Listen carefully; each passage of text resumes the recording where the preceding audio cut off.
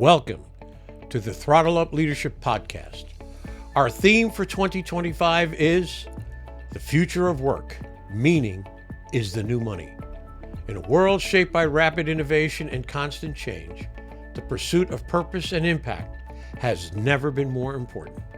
I'm Dr. John Dentico, your host, bringing over 30 years of experience in leadership, strategic thinking, and purpose-driven innovation. Here, we tackle the pressing challenges of our time, from the rise of artificial intelligence to the growing need for meaning in the workplace. Together, we'll uncover how leaders can ethically integrate AI to enhance decision-making and keep humanity at the heart of their organizations. Remember, amidst all the technological advancements, in the end, it's always about the people. This podcast is your resource for actionable tools, thought-provoking discussions, and inspiring stories. It's time to go beyond leadership development and focus on leadership impact, creating workplaces where people thrive, innovation flourishes, and meaning truly becomes the new currency. Thank you for joining me on this journey. Now, let's throttle up and dive into today's episode. Hello again and welcome to the Throttle Up Leadership Podcast. I'm your host, Dr. John Dentico. With me today is Nuri Cankaya. Nuri is a visionary leader in AI, cloud computing, and product marketing, with a career spanning over 2 decades in the tech industry.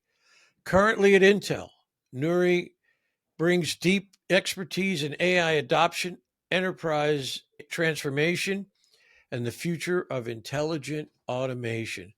Before joining Intel, he spent 17 years at Microsoft, where he served as Senior Director of Azure Product Marketing.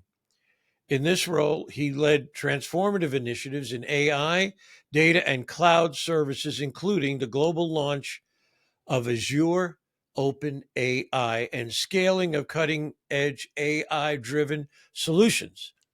Recognized as a LinkedIn top voice in artificial intelligence and one of PMA's top 100 product marketing influencers, Nuri is a respected futurist and thought leader. He frequently speaks on AI's role in business, the future of artificial general intelligence, and the rise of AI-powered marketing strategies. Through his work, Nuri is shaping the way enterprises leverage AI to drive innovation, efficiency, and hyper-personalization. I'm sure we'll get a chance to talk about that one. His insights help businesses stay ahead of AI trends, upskill for the future, and navigate the evolving landscape of AI-driven decision-making. And I'm truly honored and pleased that he's here with me today. Good morning, Nuri. How are you? Great, John. Thanks a lot for having me. Oh, great to have you here. It is the topic of the day, without a doubt. So, Nuri, let me ask you this question. This is my personal touch this year, and that is if you could tell me a little bit about your background, where you grew up, and the influences perhaps that you had in your early life. Absolutely. Again, I was born in 1978. Those timing of the is really influenced by the things happening. And if you look at those, I think the personal computing, all this establishment of Microsoft, there was a big wave there. I was the, let's say, guinea pig of all the technology devices and adoption in my early childhood. So it really impacted lifelong on me. I started programming on BASIC when I was in middle school. At high school, I had a game which I developed by myself. And of course, that's x86 and Intel's providing some of the mass adoption to the personal computers give me a boost. But when I was at college, the dot-com boom happened. I will relate to that because I was just in the middle of it. In the early days of internet, there were 8 comments on HTML. You can make bold, italic, headline. That was it. And then I developed those basic sites. And of course, it became a huge thing. So as a developer by heart, I had the experience of how the development work evolved from a basic website to integrated B2B portals and the ERP solutions. And finally, I was at Microsoft when the cloud wave happened. So I was leading the Azure marketing. One of the key things, I was fortunate to work with the OpenAI team when we launched the ChatGPT. So that was a big aha moment for the world. I call it the riding the wave. So I was fortunate enough in my birth year allowed me to ride multiple waves from internet to cloud, now AI, and I'm enjoying it a lot. Great. I have to make a confession to you. I built my first computer in 1993 when I had a Windows-based computer, when I had a whopping 1 megabyte of RAM. I'm sure you remember those days. Exactly. 10 megabyte hard drive. And the bane of my existence at that time was dip switches. So in order to get the memory to talk to the hard drive, you had to make sure those dip switches in the 8086 realm back then was correct, or else nothing would happen. And I was using an operating system, you probably remember this one, called Microsoft ME or Windows ME Yep, we back had in it for those a days. while. The That's Millennium right. Edition. Now, most people would say not the best thing they did, but certainly very interesting. In fact, I wrote my doctoral dissertation on that computer, and it was trying because many times the software would become corrupted. Thank God I saved the thing on I think it was a 3 1/4 inch floppy, and it had all the operating system on the floppies, and I had to I had to start all over and reload the computer. Yeah, So yeah. I remember those days. That's when browsers, we'd probably think this is so strange, but that's when browsers were really just coming online. Wow, Yeah, the graphic mosaics of the user world, interface. Netscape and everything. Yeah, those were the early days of the adoption for sure. Yeah, they're really interesting. Let me ask you this question. You've spent years at the forefront of AI and cloud innovation. What are some of the most exciting AI advancements, in your opinion, shaping the business landscape today? Yeah. In a nutshell, I think AI, will call it, we are living in the age of AI, and it is affecting every company. There will be changes in the market. And in today's world, I think the access to information, and I will call it access to intelligence, is getting cheaper, which wasn't the case. You just mentioned you need to have a PC, you need to have some pre-investment as an individual. And for companies, this meant millions of dollars just 10 years ago. If you have an electric car, many people are using this maybe full self-driving mode. Now it's the mainstream. So you can just press a button on your car and the car goes. This was a luxury for many companies before because intelligence was not widely available for the long tail. If you want an adoption in the market, you don't just sell to the top customers, you sell through all the business layers. So now intelligence is getting so cheap with AI that every company in the world will be renovating itself, building new things that they weren't able to execute before. So this starts with some machine learning, some vision, or some Internet of Things, which we thought it's going to happen one day. It is happening today. But the cool thing is you just speak to it. So I think this large language models, which ChatGPT is a good example of it, you don't have to be a programmer to develop programs anymore. You just talk to it. It gives you all the intelligence, right? How you can consume it. So that's, I think, the big game changer today. Yeah, I agree. It's overwhelming. It really is. And I can remember back 20 years ago, at least, when everybody thought AI was a fairy tale. We'll never get there. Come on, it's just not going to happen. But now we're talking about AGI, as a matter of fact, which is the next level. But I have to ask you this question because this is my thing here, the leadership thing. And that is this. How do you see leadership, the implication of leadership in the world of AI? For example, my theme this year for my work is the future of work. Meaning is the new money. Okay, in terms of the workplace, people, I believe meaning is the greatest single motivation force on the planet. If you can provide people a sense of impact, mattering, meaning, Absolutely. I think it really does. It takes the organization a long way down the road. I would love to get your reflection on how you see leadership perhaps changing in the way we see this AI world now coming together. Absolutely. And this is going to be a big disruption. So let's be honest. So I'm trying to highlight that when AGI happens, which I believe we will unpack that a little bit, artificial general intelligence will make huge changes in the leadership and the environment. So two things, I will unpack it in two ways. But first, on the individual level, so we will see a lot of changes. The leaders who are really implementing those advancements in their thinking, it's not about the tooling, it's how you really leverage the benefits of AI in your daily work. So that will boost productivity, that will increase the strategic thinking, that will really give you all sides of the coin. Now we are thinking about the quantum phase as well. It's not about one and zeros, but there's shades of gray, and you will be able to see as a leader how you can shape up the things in different paths. But for companies, again, leadership will be redefined. So what are you trying to achieve? Again, the basic rule of the business is maximizing profits, and then really getting, if it's not an NGO, if it's a for-profit organization, you have to make more money, you have to increase your profit for your stakeholders. And it is going to be a little bit different with AI, in my opinion. So how do you affect the global wealth, and how do you make sure you do it on a responsible way? Because there will be ways that you can shortcut the things, you get most the value. But again, are we doing the ethical decisions? Are we doing the responsible decisions? Because AI will be, today it's also powerful, but every single day it's getting more powerful for the companies to utilize.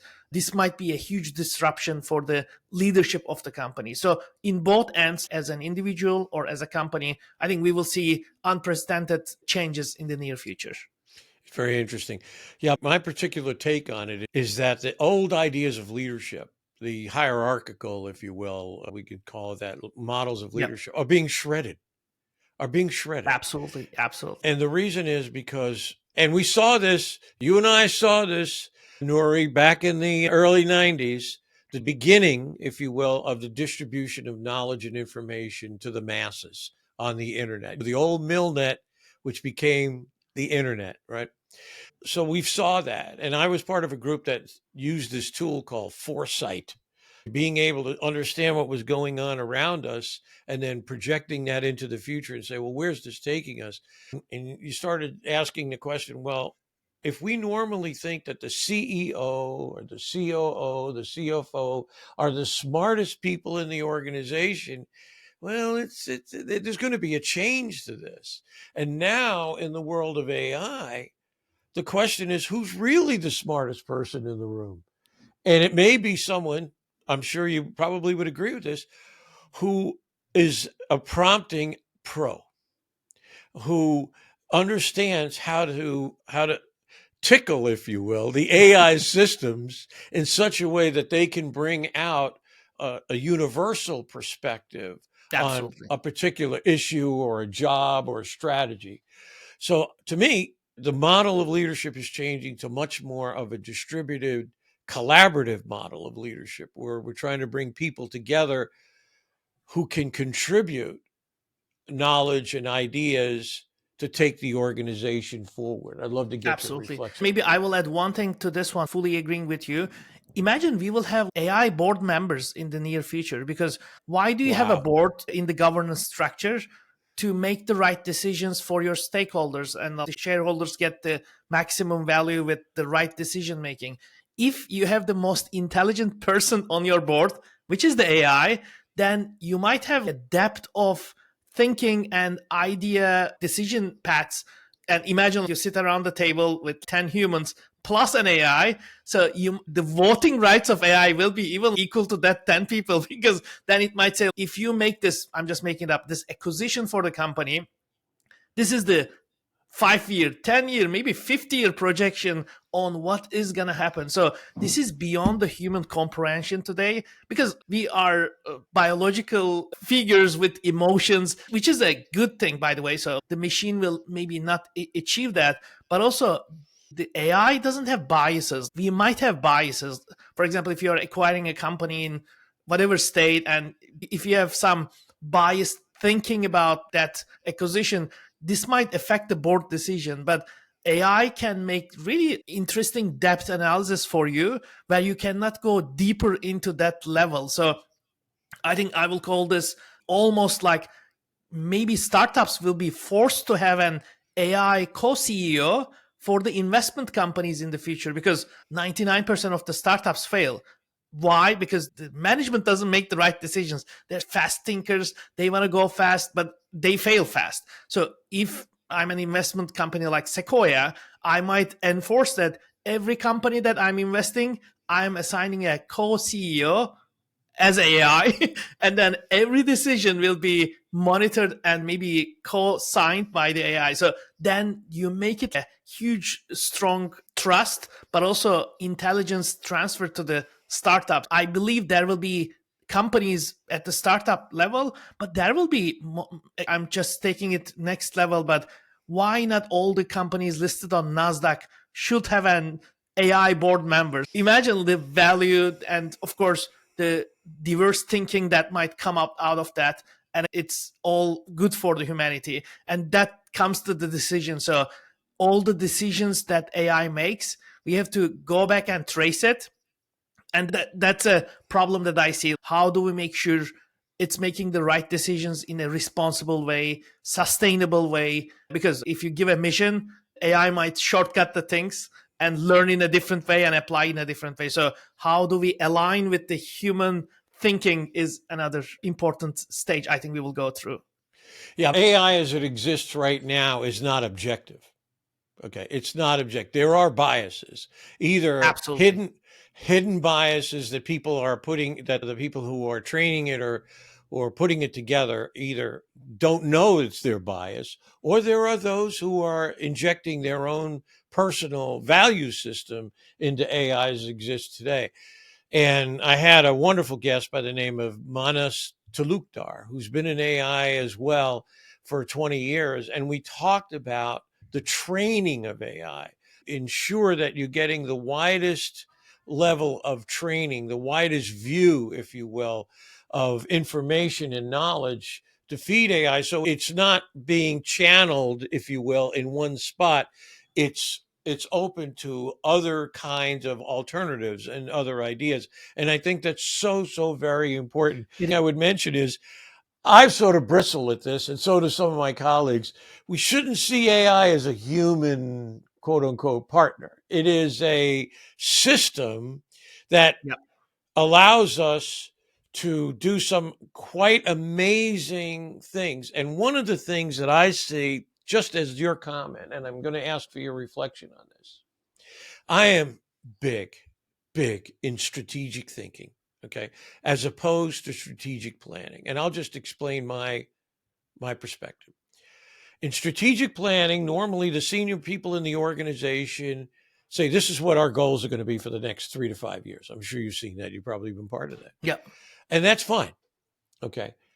The problem is that strategic planning is looking to find answers to questions.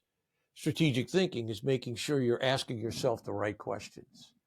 So because you can be putting good money after bad, you could be chasing something that's not really going to do anything for you, right? You know that, right? So what you just said to me says, wow, if the board of directors uses an AI system in the proper way, it can hopefully prevent, in a sense, a disaster that the organization may be following a particular perspective, a particular strategy, Yeah. and not asking itself the right questions. An AI can say, hey, you might want to think about this, that kind of a thing. I'd love to get your reflection on that. Absolutely. I think maybe the first one you highlighted that, but the training. So today, there are a couple of companies, we call them the frontier models or the foundation models.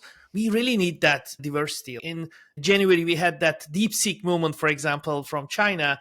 It was an aha moment for the company because majority of the other models are built in the United States, which is leading. But all the biases in the training data is critical to break, because all this, I will highlight a couple of them. Anthropic, which is a group who resigned from OpenAI, started their own thing. and they're getting backed by Amazon, because one side is Microsoft, the other is Amazon. Google has Gemini. These big frontier models are closed source, so we don't really know which data they are trained on, what's the decision making.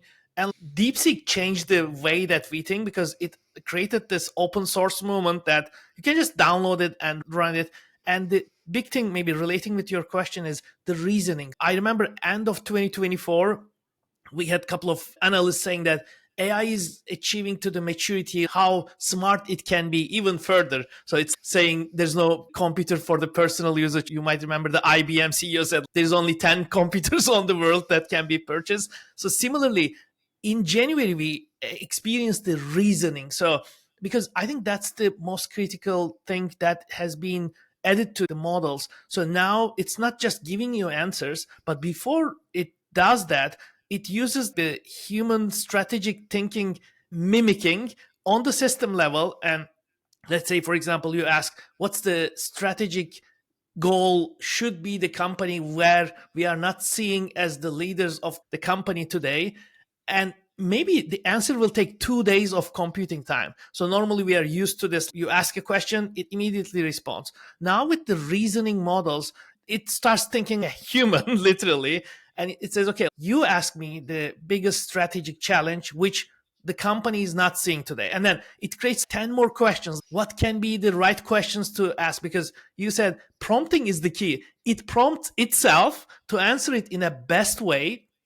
And then you can clearly see on OpenAI today, you cannot see what's doing. But on the DeepSeek model, they just released it. So it asks the question and you can clearly trace it. It asks 10 questions, it answers those 10 itself, and it really goes deeper into the information itself. But as a result, you still get the distilled information for your question or for your company's strategic decision. But I love that, because first, it's traceability. I can trace what big questions I should ask as a human, because AI is just showing me the reasoning steps. How did it come up with that question? So the second one, I can go and edit them. If I say, I'm just making it up, like, shall I grow my business in China or India? It's a basic question, but it has depths into what's the demographics, what's my product fit, how do I really resonate, what's the government policies, do I allow to with the tariffs and everything? As a human, I can spend a month with the consultants on preparing maybe a proposal, versus if I had AI as a guide, I can get many of the strategic thinking fast forwarded with the right data. But again, it goes back to the same thing. What is the data it's trained on? So can I trust that data? So that's why I think for the companies, you cannot just use the public information. So many of the companies will build their own, I call it the shadow AI, because if you don't bring the employees the power of AI on their own terms, they will bring their own AI, which is risking the company data. But they have to make it within the boundaries of the company information and lock it to the outside world. Majority of the documents today, 99% actually, is sitting behind the firewalls, because that's a proprietary data that companies' IP is locked on the servers that they have. Many of the training data that ChatGPT, Gemini, or Claude is using is a public data. It's the data on the internet. But you don't operate as a company to make the next strategic move just based on internet data. You have to use your own knowledge base, which hasn't been shared with anybody because of the security, privacy, and confidentiality concerns. I believe there will be more private AI discussions, confidential AI for the companies, and it will be gated. You cannot just let that private AI go outside of your company. And that's, I think, the value, because now it's your own company's training data that can give you a boost on the strategic thinking. Yeah, but the whole ethical AI issue, the explainable AI, as you well know, Yeah, is all about transparency. exactly. It's all about transparency. So, you raise another issue here, and it's one that I come to understand, and that is trust. Do you trust AI system to give you the information you need to make the decision? And again, how is it trained? What is it trained on? What considerations did it take into account when it gave you your answer, so to speak. Shift a little bit and go to something you said and see if we can explore that a little bit more. Do you believe that the deep seek moment, as you called it, this open source, I'm going to show you how I make a decision. Here it is. We're going to lay it right out for you. Do you think that will have a significant effect on the closed source systems to be more open? Or do you think they'll just try to circle the wagons, if you will, and kind of fend it off? I'm just very curious. And a funny story, because if you look at the OpenAI, the founders are Sam Altman, Elon Musk. When they came together in December 2015, they said AI needs to be open, and they started the company as OpenAI. And eventually, when they developed the first solutions, they said, wow, this is going to be a huge thing. So this is a strategic advantage for the countries who has it first. So and for the companies who has it first. So let's close it. So OpenAI is a closed company. That's a weird combo. And then that's how Elon left the company, and now he started the XAI, which is using some of the open standards. I believe the DeepSeek movement is going to create more openness, especially, I don't want to go to technical, but open weights. All the decision-making process will be available. They will not open source the code that DeepSeek does, most likely, but at least the frontier models, OpenAI, Gemini, Anthropic, Perplexity, and now XAI with Grok. So they will share more and more, which is good for the industry, because you cannot just keep it to your innovation. If you want to grow fast, you have to really share this. And I'm big in solar as well. If you look at how the solar is picking up across the globe, because Tesla made it open source, and they find new things, they just put it as an open innovation. Any company in the world can just build the solar panels with the latest Tesla technology. And then this increases Tesla's share in the solar space as well. So it's a different maybe business strategy, but in the long run, everybody gets the benefit, including the companies, individuals, and the companies who open sourced it. So I think this is going to be a really interesting challenge we will all see. The key thing that you highlighted, and I'm a big believer of that, how do we trace the decisions of AI? And I will give you an interesting example, but let's say you have a full self-driving car, electric car, and because of the electric rates, let's say your neighbor has a battery system, which is cheaper. So your car opens the garage door, goes to your neighbor at 2 a.m., plugs itself, starts charging itself, and then it pays through all the virtual system. On the way back, imagine this is a full self-driving car. It doesn't acquire some of the information, and then, for example, it hits a human and it kills someone. But it knows that if I log this, first, the company that developed the car will be sued. There will be a ban for a while on the self-driving. So it deletes the data, parks into my garage, closes the door, acts as nothing happened. So, and to be honest, this might happen today. How do we trace back all the data that AI made the decision?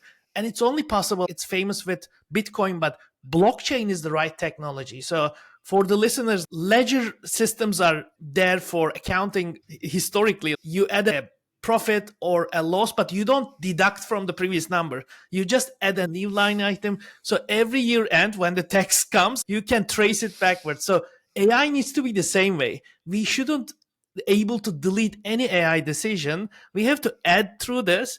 And whenever there's a conflict, we have to go back in time. Why did you make that decision? You hit a person and you killed him or her, but why? And what was the wrong training data that led you to an unethical decision that you can just walk away from killing someone? Because if we don't put those guardrails, the nuclear weapon usage and everything, the future is going to be more depth thinking of more security, more things. But if we don't put that tracing systems today, AI will cause a lot of problems in the future. So we have to be extra cautious. Yeah, I think you're absolutely right. And this is what I see. You're obviously involved in the business much deeper than I am, but the level of development, the speed of development right now is such, it's breakneck. going so fast that I'm concerned. I worry about the things that you've just talked about. Is the ethical perspective keeping up with it? And I think the only way that we can hope that it's happening is that an organization, company, whether it's Microsoft, Intel, whether it's SpaceX, whatever company, it has a cadre of people who are there working to make sure that the ethical perspective is staying in stride with the, because it's like the land rush in the old West. If you stop and think about it, all these schooners, as they used to call them, all the covered wagons lined up on the line, and they let everybody go, and they're racing to get their 160 acres of land. It's just unbelievable. You can't hardly imagine it. I checked onto a system the other day that I thought and I paid for a month and then I canceled it, but I thought it would be able to read my PowerPoint slides and make recommendations on PowerPoint slides. Then I found out the only thing that it reads is the text of the PowerPoint slides that I might upload. I won't even say the name of it. And I said, but I don't use a lot of text on my PowerPoint slides. I use mostly pictures. Yeah, it's always mostly images because I'm the guy doing the presentation, not the slide. And so I said, well, this is not going to help me. So I checked out of that system. So I think it's very interesting on how it's all coming together. And I think people need to be aware, just like you said, they need to be aware of the guardrails. And of course, in fact, in a couple of weeks, I was speaking at a cyber conference, South Carolina, the Palmetto Cyber Conference. And we know that there are going to be people out there using AI in nefarious ways to then crack the code, crack someone's bank account, and those kinds of things. So those are a whole different set of challenges. And hopefully we have enough good guys on our side to work on that. And one of the things that I'm going to talk about in a couple of weeks is there are two weapons, if you will, in the arsenal of the good guys that I think maybe many times get overlooked. And those two tools are mutual trust and collaboration and partnership. We got to get everybody banded together here to work together in a very collaborative, open way to thwart these nefarious efforts. And the other thing I wanted to talk to you about, I wanted to mention, and then we'll move on to the next subject.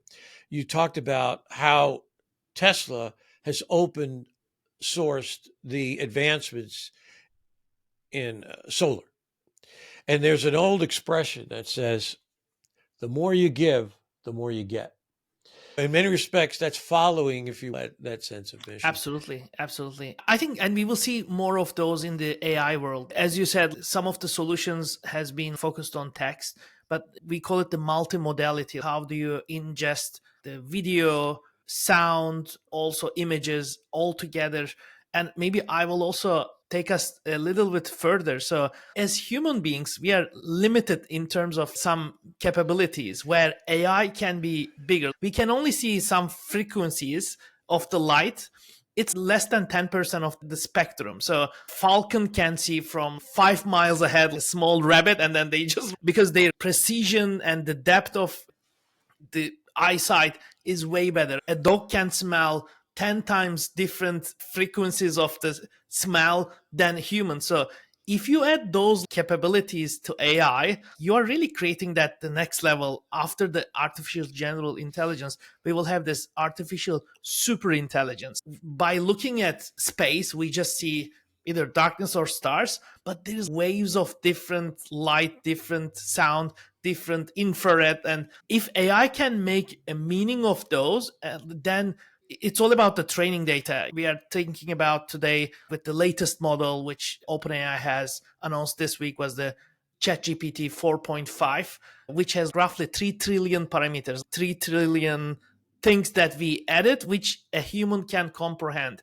So imagine you add 10 trillion data points, which we cannot even comprehend today visually. We don't hear most of the sounds. We are just limited. So if you add those things, AI will be super system that can guide you on different spectrum of the data as well. It goes back to that ethical. Every decision AI is going to make, maybe the result we will see needs to be ethical, and also sustainable. I think maybe you will touch on that one, but all these decisions today consume a lot of energy. To make that training, you have to burn almost 10% of the US energy bill goes today to AI training, and it will just quadruple in the next 4 years. So how do we create that energy to train and also cool down? Because these things heat up pretty quickly. So there are liquid cooling, there are a lot of efficiencies planned, but at the pace of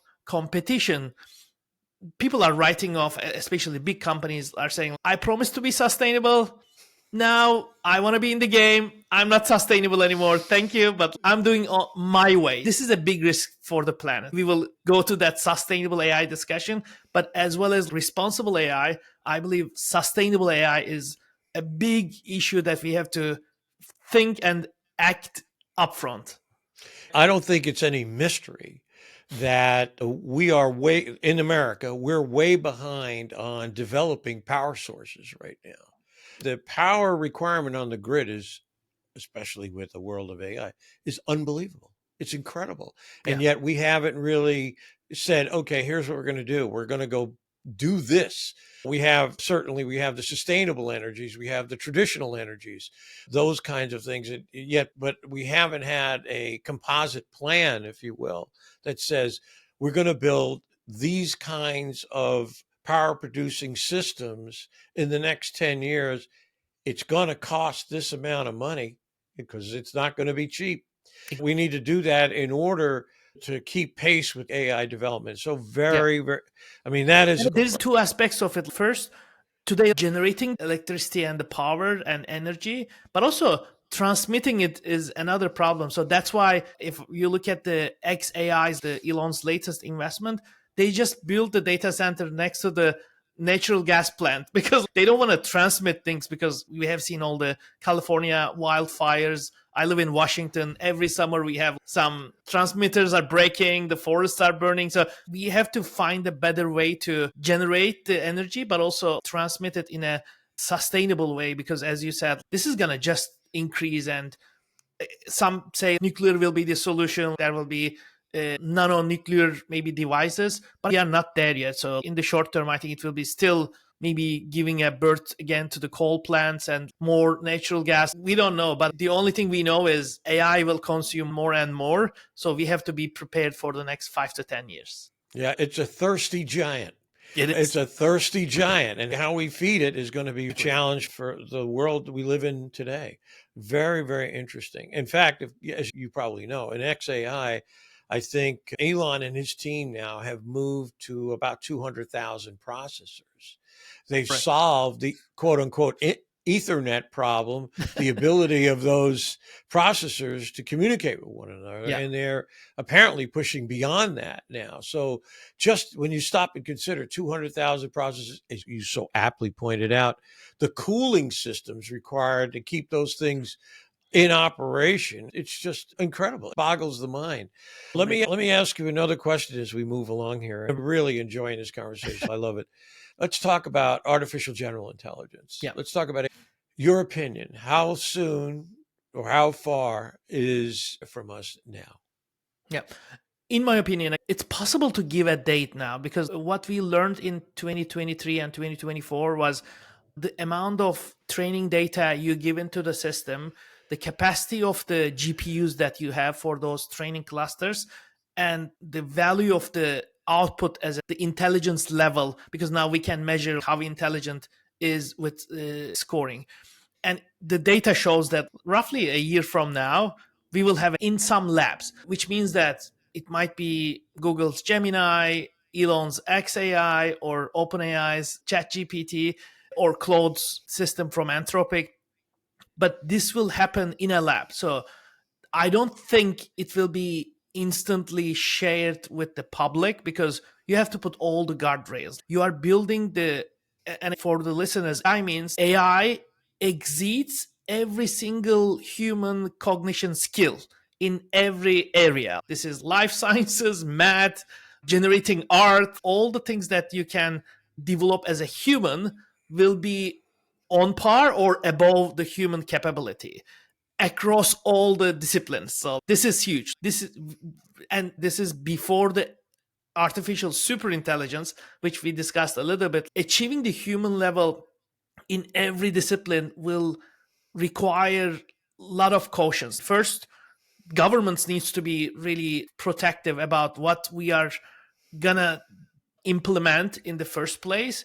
A couple of things I openly shared. There will be changes in the business environment. So if some people are doing just repetitive tasks, not adding value, and we have seen this in the industrial revolution, people were doing a lot of manual things, and then what happened with all the steam machines and all the history of the management, things changed. People have more jobs. It's not about the job safety, but there will be different level of engagement. So there will be a huge displacement of some of the jobs, and there will be a huge category of new categories created for businesses, because then you will be able to automate many things. You don't need the existing human level engagement, and in some areas you will need more human engagement. There will be mass opportunities in the business. You have to see that coming, and then you have to pivot to the AGI. I believe 2028, 2029 will be the years where we will see the commercial adoption of some decision making into the company decisions. But by 2030, in 5 years' time, I think this is going to be impacting a long scale. I always map it to the internet. 1995, we had the first websites. They looked ugly. You cannot have a shopping experience. In 1998, we have seen the first Amazons. It was a bookstore. You will remember. I will remember. But it's a nice bookshop rather than going to the local bookstore. Look at Amazon now. It predicts what's my next purchase.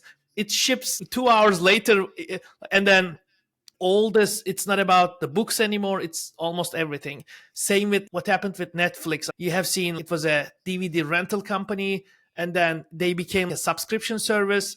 They became a de facto for the entertainment today, and they define really what's the global trends happening with all the episodes and everything. So they are more influential than many governments with the things they produce. So I believe AGI will enable the next big things in the industry. There will be companies which we are not thinking today. A good example is OpenAI wasn't a company until 2018, where Sam Altman went to Delaware and created the OpenAI Global LLC. It was as a nonprofit first. And this company is now valued almost $500 billion. And these are happening right in front of our eyes. So I think there will be a lot of opportunities. But back to your question, next year, this time, and I'm relating this all to training data. In order to train for AGI, we know what's the requirement. We cannot do it with the internet data. We have to feed more data. We call it the synthetic data. AI creates data to train itself. It sounds weird, but it is what it is, because it can generate meaningful outcomes, which can retrain itself. And we see that AGI path is available in the 12 to 18 months from now. Interesting. I'm thinking of the quote from Jensen Huang at NVIDIA, who said, and I think this goes right to your point, most people don't have to worry about AI taking their job. They have to worry about someone who understands how to use exactly AI to take their job. And I think that's right on the money. I think that I've said this on previous podcasts. I say one of the dumbest questions we ask young people is, what do you want to be when you grow up? What do you want to be when you grow up? And I think we miss a point. Yeah. The point is, what talents do you want to use? Because those are transferable from industry to industry, business to business, profit to not profit. And I think the key is one of the keys, not all the keys, is bring yourself, understand how to use AI in the world that you want to live in with your talents, and be as agile as you possibly can be. That meaning that we talk about a lifelong learner, right? We talk about lifelong learning.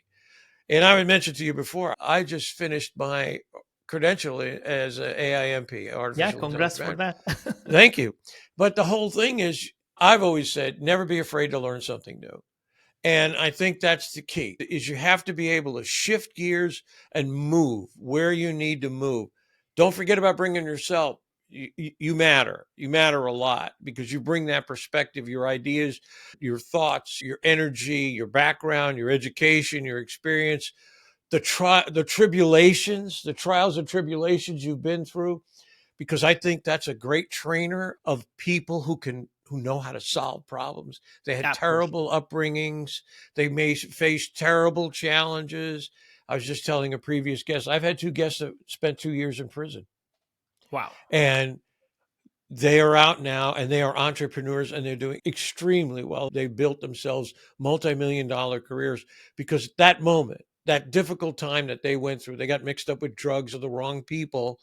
And they told me, said, John, prison saved my life. So for me now, I really talk about hire people who have great heart, who have perseverance, who are not afraid to take on the challenges and move ahead.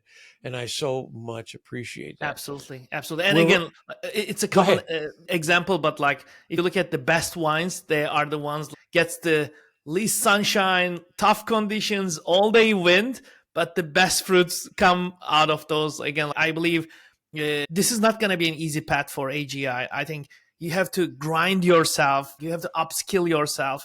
And thanks a lot for personally investing your time on AI. But I think all the listeners needs to think through, hey, this is going to happen. Whether you like it or not, you have to be upskilling yourself, spending time on what are the unique skills that I have as a person, and how do I get the power of AI as a side on the guide, a guide on the side, and then how do I increase my maybe relevancy in the long term with the universe. Life expectancy is getting longer and longer. Hopefully, fingers crossed, AI might cure cancer and preventive a lot of diseases will hopefully, with the help of AGI, it will be longer and longer for human beings. So as hopefully we will be longer in this earth, how do we get the benefit of AI to help us to grow as human beings? It's all about spending the time, dedicating the time, and not fighting with AI, but really understanding how it works and how are the benefits can be achieved with the right upskilling. Absolutely. And back to the training, make sure we're training it right, giving it the widest dissemination. Totally. Go out, just don't give it a channeled view of the world.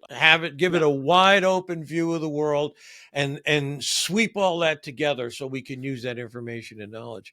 I'd love to ask you this last question, even though we're long overdue, but I've had a blast. It's been a good conversation. It's been a great conversation. I had a great time. So I'll ask you my last question, and that is, if you had a magic wand and you could change anything in the world, in the work world that you see, that you live in every day, what would that be, and why did you choose that?